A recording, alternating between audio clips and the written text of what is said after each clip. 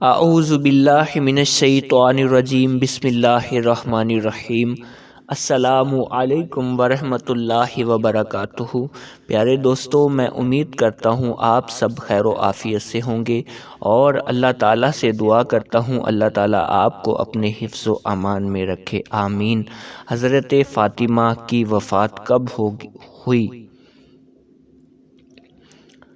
حضور صلی اللہ تعالیٰ علیہ وسلم نے اپنے مرض وفات میں حضرت فاطمہ رضی اللہ تعالیٰ عنہ کو اپنے پاس بلا کر ان کی کان میں کوئی بات فرمائی تو وہ رونے لگیں۔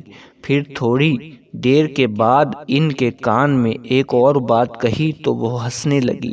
حضرت عائشہ رضی اللہ تعالیٰ عنہ کو یہ دیکھ کر بڑا تعجب ہوا۔ انہوں نے حضرت فاطمہ رضی اللہ تعالیٰ عنہ سے اس رونے اور ہنسنے کا سبب پوچھا تو انہوں نے صاف کہہ دیا کہ میں رسول اللہ صلی اللہ تعالیٰ علیہ وآلہ وسلم کا راز ظاہر نہیں کر سکتی۔ جب حضور صلی اللہ تعالیٰ علیہ وآلہ وسلم کی وفات ہو گئی تو حضرت عائشہ رضی اللہ تعالیٰ عنہ کے دوبارہ دریافت کرنے پر حضرت فاطمہ رضی اللہ تعالیٰ عنہ نے کہا کہ حضور اقدس صلی اللہ تعالیٰ علیہ وآلہ وسلم نے پہلی مرتبہ میرے کان میں جو الفاظ ارشاد فرمائے تھے کہ میں اپنی اسی بیماری میں وفات پاؤں گا، یہ سن کر میں غم زدہ ہو کر رو پڑی۔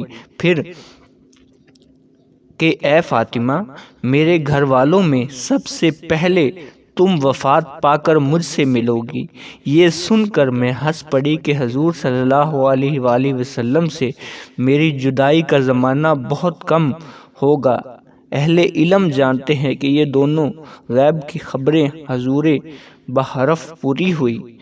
اپنی اسی بیماری میں آپ صلی اللہ تعالیٰ علیہ وآلہ وسلم نے وفات پائی اور حضرت فاطمہ رضی اللہ تعالیٰ عنہ بھی صرف 6 ماہ کے بعد حضور صلی اللہ تعالیٰ علیہ وآلہ وسلم سے جا ملی۔